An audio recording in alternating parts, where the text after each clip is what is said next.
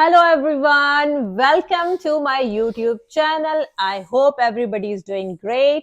So आज हम बहुत ही इंटरेस्टिंग रादर मैं कहूंगी द मोस्ट रिक्वेस्टेड टॉपिक के साथ हम आए हुए हैं और टॉपिक आपको बताएंगे बिलाल। क्या है आज का हमारा टॉपिक? टॉपिक आज का जो अलमास ने सेलेक्ट किया है वो बड़ा इंटरेस्टिंग है और वो ये है कि pros and cons of moving to Canada. Although we are in America, but ये एक ऐसा सवाल है जो मुझे रोज मेरे डीएम्स में हर जगह रोज मुझे ये क्वेश्चन आता है, प्लीज आप हमें कनाडा के बारे में बताएं कि उधर आने के फायदे नुकसान क्या हैं। तो हमने सोचा एक छोटी सी वीडियो बना दी जाए ताकि आपको एक कॉन्सेप्ट या क्या क्या कहते हैं बिलाल, एक आइडिया सा हो जाए। हाँ, एक्चुअली इसमें जो लोग कनाडा मूव होना चाहते हैं, लोग इससे पूछते भी हैं, मुझसे भी मेरे कई दोस्त पूछते हैं। तो बेसिकली होता ये है कि कुछ मिसकंसेप्शंस हैं कनाडा के बारे में, मूव होने के बारे में। तो जो कि इस वीडियो के ज़रिए हम कोशिश करेंगे कि हम उस सरफेस को स्क्रैच कर सकें थोड़ा बहुत, जो कि इंफॉर्मेशन आपको पास ऑन कर सकें, जो कि आपको हेल्प करे एक इन्फॉर्म्ड डिसीजन लेने में। सो यस, विदाउट टाइम जाया किए बिना सबसे बड़ा प्रो ये है और पहला पॉइंट ये है कि Canada is the second largest country in this world. So और उसकी पॉपुलेशन कितनी है बिलाल? उसकी पॉपुलेशन है 39 मिलियन। सो इसका मतलब है कि खाली है, जितने भी पाकिस्तान इंडिया में आओ टिकट बुक कराओ और आ जाओ। ये सबसे बड़ा प्रो है। इसका एक कौन भी है अलमास। क्या बिलाल? इसका कौन ये है कि जो कनाडा है, आपने सही कहा कि वो पूरी दुनिया में सेकंड लार्जेस्ट कंट्री है लैंड मास के हिसाब से, लेकिन उसका 80% जो एरिया है वो स्नो से ढका रहता है। तो इसका इसका मतलब है कि सिर्फ 20% एरिया ऑफ कनाडा इज इनहैबिटेबल। ओ, सो इसका मतलब है मेनली जो है वो near America, north of America जो है, सदर्न बेल्ट जो है कनाडा का, वही सबसे ज्यादा आबाद है। बिल्कुल। अगर आपने जाके पहाड़ियों में बर्फ में रहना है, केटू की बुलंदियों पे सर चश्मा तो फिर फिर उसके ठीक है। नॉर्दर्न टेरिटोरीज में जाके आप रहें, तो ये पॉइंट, यूकॉन और तो उस तरह की। द सेकंड जो सबसे बड़ा प्रो है Bilal, it is one of the safest country in this world. बिल्कुल, ऐसा ही है। सो आपकी सेफेस्ट कंट्री है, क्वालिटी ऑफ लाइफ बहुत अच्छी है। ये का है कि कौन यहाँ क्या का है? क्राइम रेट जो है सबसे लो है, वन ऑफ द लोएस्ट। सो यहाँ पे इसका कौन कोई भी नहीं है, बट फैक्ट ये है कि वाकई यहाँ लोग सेफ फील करते हैं और इसमें कोई शक नहीं है। आप कनाडा के किसी हिस्से में भी चले जाएं, मतलब इतना ज्यादा होमवर्क करने की जरूरत नहीं है एज कम्पेयर टू अमेरिका में, जहाँ हम किसी भी एरिया जाते हैं उस पहले हमें 10 दफा सोचना पड़ता है कि हाँ, एक एरिया ठीक है, इस एरिया में हम रह सकते हैं, इसका स्कूल कैसा है। कनाडा में इतना नहीं सोचना पड़ता ऑलमोस्ट। कनाडा में आपको बिल्कुल सोचना नहीं पड़ता, सही हाँ, कह रही सो थर्ड जो बिलाल पॉइंट है ना, और जो थर्ड जो प्रो है, जो कि बाहर के लोगों को बहुत ज्यादा प्रोमोट किया जाता है और बहुत ज्यादा बताया जाता है, वो ये है कि यहाँ के लोग जो हैं वो बहुत ज्यादा नाइस हैं। आपको टिकटॉक, यूट्यूब हर जगह मिलेगा सॉरी थैंक यू के अलावा। तो मेरे ख्याल में हमारी लैंग्वेज ही स्टार्ट सॉरी और थैंक यू से होती है। सो ये बिल्कुल एक फैक्ट है कि यहाँ के लोग कनाडा के people are very nice. Very nice और एम्ब्रेस करते हैं मुख्तलिफ आई वुड से इमिग्रेंट्स को। लेकिन एट द सेम टाइम मैंने ये भी देखा है कि कुछ चीज़ों में ना काफ़ी कॉस्मेटिक भी है। मतलब ये सुपरफिशियल है हाँ, सारा। सुपरफिशियल है थोड़ा सा। मतलब आप उसी नेबरहुड में वैसे तो हम जिससे मिलेंगे सॉरी थैंक यू करेंगे, बट हम जिस नेबरहुड में हैं हमारे सालों साल गुजर जाते हैं, हमें नेबर्स का पता नहीं होता, वो हमें नहीं इस पता उनके क्या प्रॉब्लम्स चल रहे हैं, क्या इश्यूज हैं। कभी किसी की खैर आफियत नहीं पूछी, कभी किसी का चाइनीज रह रहा है तो मैं जाके चाइनीज उसको उसकी न्यू ईयर पे जाके उसको विश नहीं किया। हुँ, मतलब इतना ज्यादा नहीं है। क्या सो चौथा जो सबसे इम्पोर्टेंट पॉइंट है, और मेरे ख्याल में ये ज्यादा आप लोगों को बहुत ज्यादा वही वाली बात है, लोगों को पता भी है कि Canada is one of the most multi cultural country. बिल्कुल। और वाकई ऐसा है कि आपको इवन टोरंटो वगैरह में जाएंगे तो वहां पे सारी ऐसा लगेगा छोटी जगह पे पूरी दुनिया आबाद है, जो कि हुँ, बहुत बड़ा इसका प्रो है कि यहाँ पे आपको आते हुए ये सोचना नहीं पड़ता कि मुझे कोई डिफिकल्टी आ सकती है या मेरे जैसे लोग आपको यहाँ पे नहीं मिलेंगे। अल्मास ये जो इसका मल्टीकल्चरलिज़्म है ना कनाडा का, यही इसका सबसे बड़ा कॉन भी है। लाइक कैसे? वो कैसे? वो इस तरह के कनाडा में जिस तरह हमने कहा कि जो आपकी अगर मैं ओंटारियो की मिसाल देता हूँ, कनाडा की टोटल पॉपुलेशन थी 39 मिलियन, हम्म उसमें से जो 15 मिलियन है पॉपुलेशन है वो ओंटारियो के प्रोविंस में रहती है, ठीक है। हम्म और उस 15 मिलियन का भी तकरीबन 6 मिलियन या 6 मिलियन पॉपुलेशन आपकी जो है वो जीटीए के हम्म एरिया में रहती है। जीटीए कहते हैं ग्रेटर टोरंटो एरिया, जहाँ पे हर कोई आना चाहता है। हम्म तो वहां पे अब ये हो गया है कि जो आपका मल्टीकल्चरलिज्म है वो इस तरह से है कि लोगों ने मुख्तलिफ 1.5 इंच की मस्जिदें बनाई हुई, यानी अपना अपनी छोटी छोटी कम्युनिटीज बनाई हुई। तो हम्म क्या होता है कि आपके जो इंडियंस हैं, जो साउथ इंडियंस हैं, वो एक अलग कम्युनिटी में रहेंगे, वो स्कारब्रो और लेट्स से उस एरिया में रहते हैं, धर्म के रीजन में ज़्यादा। जो आपके चाइनीज़ हैं वो मार्कहम और रिचमंड हिल के एरिया में चले गए, पाकिस्तानी जो है वो मिसिसागा और ब्रैम्पटन में ज़्यादा आबाद हैं। तो हुआ क्या है कि आपने वो मल्टीकल्चरलिज्म तो ऊपर था, से तो नजर आता ऊपर है, से तो नजर आता है, लेकिन जब आप उसको जूम इन डीप करते करते हैं तो हैं, आपको पता चलता है कि लोगों ने अपने अपने छोटी छोटी एरियाज हैं, कम्युनिटीज बनाई हुई हैं। अब उसमें इतना आपको मिक्स नहीं इतना होते। मिक्स नहीं मतलब होता, जो पाकिस्तानी है उसका प्लम्बर से लेके डॉक्टर तक, वो उसका डॉक्टर ही पाकिस्तानी। पाकिस्तानी प्रेफर करेगा। जो इंडियन है वो इसी तरीके से करेगा, जो श्रीलंकन है, जो चीनी है, उसका रियल स्टेट, वो रियल्टर से लेकर एग्जैक्टली exactly. एवरीथिंग इलेक्ट्रिशियन तक उसका चीनी उसका ही चीनी होगा। ही होगा, और ये हमने प्रैक्टिकली देखा है। तो ये अपने माइंड में रखिएगा, इतना मिक्स नहीं है एज कम्पेयर टू जब हम अमेरिका है, तो अमेरिका में ज्यादा। अमेरिका में चीज़ें बिल्कुल मुख्तलिफ हैं या निस्बतन मुख्तलिफ हैं। उसमें आपको पता होता है आपका नेबर, आप उसके साथ हेलो हाय करते हैं, आप उससे उनके साथ मिंगल करते हैं, आप उनके जो भी त्यौहार हैं आप वो मतलब आप उनको विश करते हैं, वो आपको विश करते हैं। उनको पता होता है कि आप अभी रमज़ान है तो आपने यू आर फास्टिंग, तो वो उस लिहाज से दे आर रिस्पेक्टफुल। आपका ईद शब रात है तो वो आपके रिस्पेक्टफुल हैं, आप उनके क्रिसमस की सेलिब्रेशंस में रिस्पेक्टफुल हैं। तो इस तरह एक होती हैं, जो कि कनाडा में भी होता है, लेकिन चूंकि कम्युनिटीज आप कह लें कि एक पॉकेट्स उन्होंने बना दी हैं आइसोलेटेड किस्म की, तो वहां पे फिर थोड़ा सा आपको ये चैलेंजिंग हो जाता है। तो अब इसके बाद जो पांचवा पॉइंट है जो बहुत बड़ा प्रो है कि पूरी दुनिया के लिए, जब यूरोपियन स्पेशली देखते हैं, क्योंकि यूरोप में छोटे छोटे घर पाए जाते हैं, एक वॉशरूम होता है। यहाँ पे जब कनाडा में घर दिखाए जाते हैं और मतलब यूट्यूब पे, टिकटॉक पे बड़े बड़े ह्यूज ग्रैंड हाउसेस, किस्म का एक इमेज ब्यूटीफुल आता है। मेंशन, ग्राउंड फ्लोर होता है, फर्स्ट फ्लोर होता है बिलाल, फिर बेसमेंट बेसमेंट, है उसमें। आहा, हम्म। मतलब नए इतने खूबसूरत, और वाकई वो बहुत ही खूबसूरत होते हैं, इसमें कोई शक नहीं है। बट यही इसका कौन भी है कि वो बहुत ज्यादा एक्सपेंसिव भी है। तो कनाडा में हाउसिंग इज एस्ट्रोनॉमिकल। वो किस तरह है कि ये जो कोविड के दौर में, कोविड के दौरान 2020 मार्च में कोविड आया था, राइट, तो प्राइसेस जो थी वो बहुत ज़्यादा शूट अप कर गई। तो लोगों के लिए अफोर्ड अफोर्ड करना एक एक घर जो था उसमें बहुत मुश्किल हो गया। और थ्रू आउट कोविड, अब तो खैर चीज़ें सेटल हो गई हैं काफ़ी हद तक, लेकिन बहुत ज़्यादा आसमान तक प्राइसेस चली गई।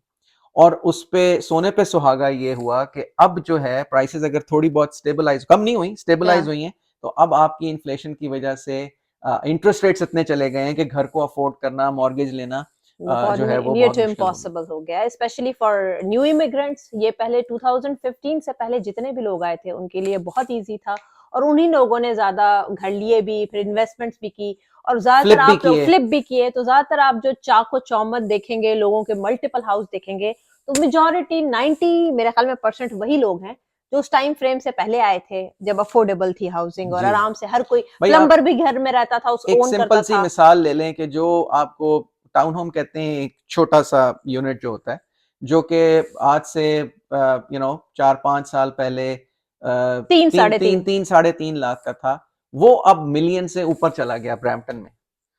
और तो तनख्वाहें गई हैं।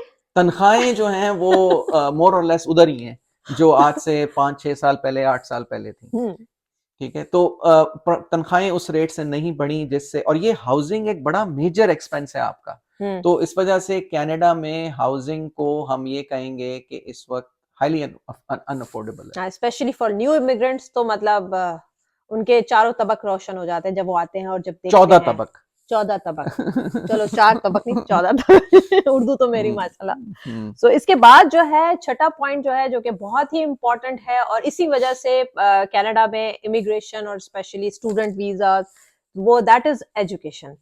कनाडा में दुनिया की सबसे it is one of the best country और फॉर एजुकेशन। यहाँ पर स्पेशली फॉर पाकिस्तान और इंडिया, यहाँ पर किंडरगार्टन से लेके 12th ग्रेड तक एजुकेशन टोटली फ्री है, funded by government. It is one of the best education in the world, so no doubt it is there. और लेकिन इसके साथ साथ 12 साल का क्लास तक तो आप फ्री पढ़ते हैं, लेकिन उसके बाद जो है कौन केस का यही है कि एजुकेशन इज एक्सपेंसिव। जब आप यूनिवर्सिटी एजुकेशन लेते हैं, जिसको जो कि आपने ऑब्वियसली ग्रेड 12 के बाद आपने जाना है, तो वो एजुकेशन आपकी काफ़ी एक्सपेंसिव है।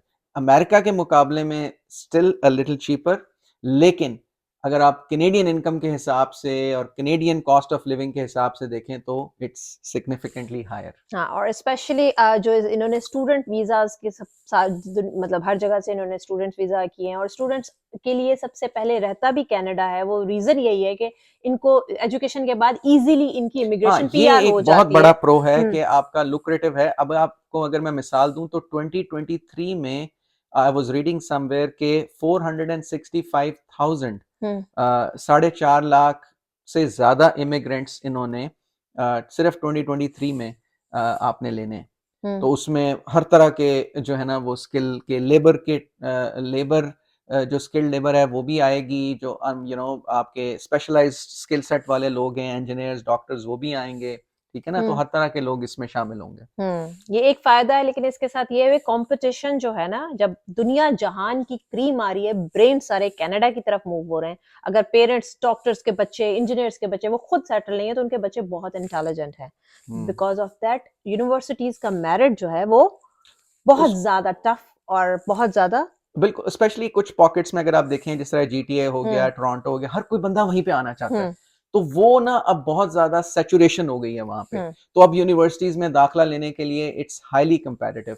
बच्चों को आप हाई स्कूल में अबव 90-95% जो कि बहुत मुश्किल से आप लेते हैं, वो अगर आपके नहीं होंगे तो फिर जो अच्छी यूनिवर्सिटीज हैं, जिस तरह यूनिवर्सिटी ऑफ टोरंटो हो गई, वाटरलू यूनिवर्सिटी होगी, डिपेंडिंग ऑन जिस फील्ड में आप जाना चाहते हैं, बहुत कंपेटिटिव हो गए हैं दाखले आपके। हाँ, यूनिवर्सिटीज कम है और स्टूडेंट्स ज्यादा हो गए हैं, सो ऑफ कोर्स वो होगा, नजर आएगा।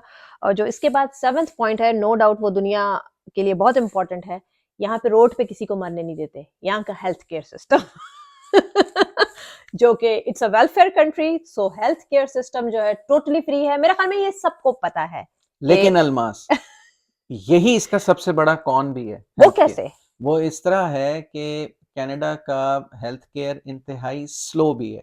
तो अगर तो आपको कोई प्राइमरी केयर चाहिए, जिसके अंदर लेट्स से आपको नज़ला, जुकाम, खांसी, बुखार वगैरह जो आपने प्राइमरी केयर जाके लेनी है, तो वो तो आपको, अगर आपके पास एक फैमिली डॉक्टर है, वो तो आपको बहुत जल्द आपको एड्रेस कर देंगे और आपको जो भी नीड है आपकी वो हो जाएगी। लेकिन अगर आपको कोई स्पेशलिस्ट केयर की ज़रूरत है, लेट्स से आपने किसी स्पेशलिस्ट डॉक्टर से कंसल्ट करना है, आपने किसी यूरोलॉजिस्ट को, नेफ्रोलॉजिस्ट को, कार्डियोलॉजिस्ट को आपने जाना है, आपको रेफर मिल जाता है, तो वो आपका तकरीबन 5 से 6 माह का वेटिंग पीरियड है। ठीक है। और इवन अगर आपको गॉड फॉरबिड आप इमरजेंसी में भी चले जाएं, आपको कट लग गया, आपको कोई मतलब स्टिचेस लगवाने हैं, कुछ हमारे साथ हो चुका है, इमरजेंसी के अंदर भी आपको 5 से 6 घंटे का वेट है। उसकी वजह ये है कि कनाडा में डॉक्टर्स की किल्लत है, शॉर्टेज है बहुत ज्यादा, और वो उसको कुछ करने के लिए कुछ काम भी नहीं कर रहे हैं। होपफुली आगे शायद करें, बट डॉक्टर्स टैक्सी चलाना उनको पसंद है, बेचारे जो फॉरेन से आए हैं, लेकिन उनको जॉब पे ट्रेन नहीं करने के लिए शायद पैसे नहीं है या क्या मसला है, but there is a problem going on. So but कुछ प्रोविंस ऐसे हैं जहाँ पे जीपी लेना भी 2-2 साल का वेट है, आपको जीपी भी नहीं मिलता, जैसे कि Quebec is one of the provinces. Yes. तो इसके बाद 8th पॉइंट जो है, कनाडा में आप चारों सीजन्स देखते हैं, स्प्रिंग, समर, फॉल, विंटर्स, खूबसूरत तरीन। मतलब मेरे ख्याल में आपने दुनिया में सबसे खूबसूरत वेदर कैप्चर करने हैं फोटोग्राफी के लिए, तो कनाडा इज देयर। क्या कहते हैं अलमास? इस बिल्कुल है, ऐसा ही है, लेकिन इसका एक कौन ये भी है कि कनाडा में तकरीबन स्पेशली आप चाहे टोरंटो में हो या अगर आप फर्दर वेस्ट जाएंगे या फर्दर ईस्ट ट्रेवल करें, तो वेदर इज वेरी हार्श। तो उसमें ये होता है कि 6 से 7 महीने की जो विंटर्स हैं, winter especially are very harsh. तो बेसिकली आपको सर्दी के साथ बैटल करना पड़े, आपको लड़ाई करनी पड़ेगी। तो उसके अंदर आपकी स्नो भी पड़ेगी, तो you will have to get use to that. -25 -30 degree Celsius, जो कि आप जिन मुल्कों से आते हैं, इंडिया पाकिस्तान से, जो कि आपने कभी नहीं सुना होता या नहीं देखा होता, यहाँ पे आपको उसमें सर्वाइव करना पड़ता है। अब सर्वाइव करने का मतलब ये नहीं है कि कहीं आपको बाहर रोड पे करना पड़ता है। आपके आपके घर जो हैं, जो इस तरह से हैं, वो बड़े कंड्यूसिव होते हैं, जहाँ पे आप जाएंगे काम पे, वो भी कंड्यूसिव एनवायरनमेंट होती है। लेकिन ओवरऑल आपको जो है, लेट्स से बर्फ पड़ रही है, तो आपने वो भी बाहर से उसको शवल करना है, स्नो करना है, तो इसके लिए आपको प्रिपेयर्ड होके आना पड़ता है। आपको लेयर्स में अपनी ड्रेसिंग करनी पड़ती है ताकि आप उसको सर्वाइव करेक्ट। कर और सकें। Because of long period of winters, depression जो है ये एक बहुत बड़ा बड़ा कौन है, कौन है कनाडा का, कि क्योंकि आपको आप लिटरली जो है ना, वो हाउस बाउंड होके रह जाते हैं। हम्म कि आप आप अगर काम पे जा भी रहे हैं, अब तो कोविड की वजह से अल्मास आप काफी हद तक जॉब्स अपनी जो है वो रिमोटली कर रहे थे, तो हम्म आप के बच्चे स्कूल जा रहे हैं, उसके बाद कोई एक्टिविटी नहीं है आपके पास। जबकि जिन मुल्कों से आप आते हैं, आपके बच्चे स्कूल के बाद जाके खेलते कूदते भी हैं, सब कुछ करते हैं। तो यहाँ पे आप तैयारी करके आए कि आपके पास एक्टिविटी वाइज आपकी सोशलाइज करने की अपॉर्चुनिटीज बहुत हद तक लिमिटेड हो जाती हैं। आपके बच्चों की मेंटल हेल्थ के लिए, जो कि आपने बाहर उनको भेजना, उनका खेलना, वो 6 से 7 महीने तक आप बिल्कुल होम बाउंड हो जाते हैं। That is. और जो नोवा पॉइंट जो है, no doubt the quality of life is one of the best. आपकी जो क्वालिटी ऑफ लाइफ है, वो डेफिनेटली बहुत अच्छी है। ये सारी चीज़ें जो हमने प्रोज में कवर की हैं, वो डेफिनेटली ऐड ऑन करती हैं आपकी, सब्सटैंशिएट करती हैं आपके क्वालिटी ऑफ लाइफ के आर्गुमेंट को। आपकी बाहर इन्वायरमेंट बहुत अच्छी है। Air healthy. क्वालिटी का जो इंडेक्स है, जो कि आप पाकिस्तान में कराची में या लाहौर में अगर आप देखें, तो वो 300 से ऊपर आएगा। वो कनाडा में अराउंड वो लेस देन 10 होता है। तो इसका मतलब क्या है कि आपकी जो एयर क्वालिटी, जिस एयर में आप ब्रीथ कर रहे हैं, वो मतलब बहुत हायर क्वालिटी है, उसका इंडेक्स बहुत अच्छा है। आपके जो लंग्स हैं, उनको एक बड़ी फ्रेश किस्म की और एक साफ सुथरी एयर आपको मतलब इनहेल करने को मिलती है। लेकिन ये तो हो गई इसकी क्वालिटी ऑफ लाइफ। इसका जो कौन है, वो है, इसका सबसे बड़ा कौन ये है, वो है इसकी cost of living. Texas. Yes. आपके टैक्सेस, आपकी हाउसिंग, आपकी इन्फ्लेशन, जो कि अभी मैं किसी से बात कर रहा था कि जो आपकी बेसिक नेसेसिटीज हैं, जिस तरह आप ग्रोसरीज। ग्रोसरीज ले लेते हैं, आपकी जो ग्रोसरीज हैं, वो in the last I would say 8 to 10 months और मे बी अ ईयर के अंदर, एक साल के अंदर तकरीबन 30% उनके अंदर इंक्रीज आई है। और ठीक है, वेजेस में आया है या कुछ वेजेस आपकी उतनी पेज? है, वेजेस आपकी उतनी है, लेकिन ये सब इसलिए हुआ है अल्मास के इन्होंने, कैनेडियन गवर्नमेंट ने अपनी जो ह्यूमन रिसोर्स थी, या जो आपकी काम करने वाली रिसोर्स थी, उसको रिटेन रखने के लिए, क्योंकि कोविड की वजह से इकोनॉमी पे बहुत बड़ा हिट आया था, तो लोगों की जॉब्स जा रही थी। कुछ लोगों ने फेक तरीके से भी इससे काफी फायदा उठाया। लेकिन जो भी है, उसमें हम नहीं जाते। कैनेडियन गवर्नमेंट ने बहुत सपोर्ट किया अपनी अपनी वर्कफोर्स को। ओके। तो उन्होंने जब उनको सपोर्ट किया, तो उनको घर बैठे बैठे जो थे वो पेचेक्स मिले और काम किए बिना, जिससे इन्होंने ओवरऑल अपनी सोसाइटी में वो जो एक डिप्रेशन थी, या जो एक आप कह लें जो उसका कोविड का जो इम्पैक्ट था, उसको आने नहीं दिया। उसका डाउन साइड क्या हुआ? उसका डाउन साइड ये हुआ कि आपने इतना ज्यादा पैसा इंजेक्ट कर दिया अपनी अपनी इकोनॉमी में, कि अब वो इन्फ्लेशन बहुत ज्यादा बढ़ गई। तो उस इन्फ्लेशन को कंट्रोल करने के लिए अब इन्होंने इंटरेस्ट रेट्स को बढ़ा दिया है। तो अब क्या हो रहा है कि इवन हाउसिंग को अफोर्ड करना, क्योंकि बेसिक आप जो लेते हैं वो मॉर्गेज लेते हैं घर लेने के लिए, वो अब 6% पे चली गई, जो कि कोविड के स्टार्ट के ऊपर तकरीबन लेस देन 1% पे भी लोगों को 5 साल का रेट मिल जाता था, 1% के ऊपर मिल जाता था, अब वो 6% मिल गया है। ओह माय तो गॉड। बेसिकली आपकी अफोर्डेबिलिटी जो थी, वो काफी हद तक स्क्वीज हो गई है कनाडा में। तो ओवरऑल जो रहना है कनाडा में, it has become very very tough.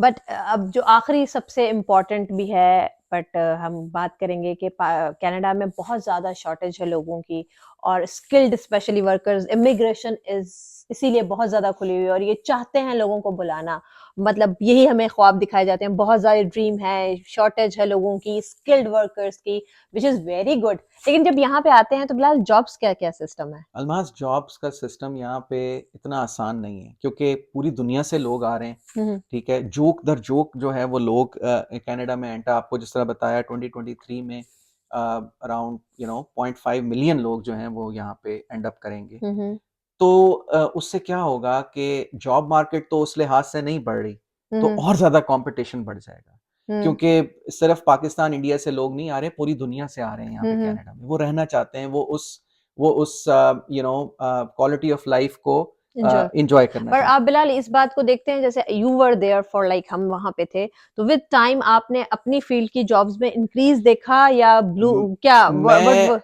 मैं अपनी फील्ड की जॉब्स में अगर आपको बताऊं तो हमारी फील्ड की जॉब में मैं एक एरोस्पेस इंजीनियर हूं। ठीक है, हम्म तो मेरा ताल्लुक जो है वो डिजाइन इंजीनियरिंग, मैन्युफैक्चरिंग, उस हम्म चीज से हमारी स्पेशलाइज्ड फील्ड है। हम्म तो उसके अंदर जॉब मार्केट जो थी वो बहुत हद तक स्क्वीज हो गई।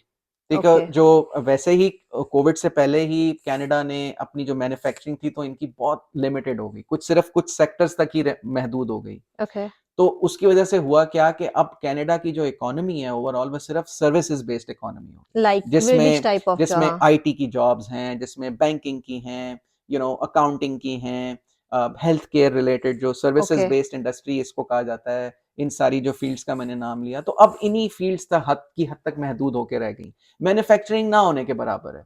जो ओके जिन मुल्कों ने, अब जिस तरह आपको याद होगा वो जो फोर्ड के प्लांट्स थे या जनरल मोटर के हाँ थे, वो जीएमसी। सब उन्होंने वहां से मूव करके मैक्सिको में और वहां ले गए। तो उससे हुआ क्या कि आपकी जो स्किल्ड लेबर थी, जो मैन्युफैक्चरिंग के अंदर एसोसिएटेड थी, वो सारे लोग या तो दूसरे प्रोफेशंस में एब्जॉर्ब हो गए या फिर वो मुल्क छोड़ के चले गए।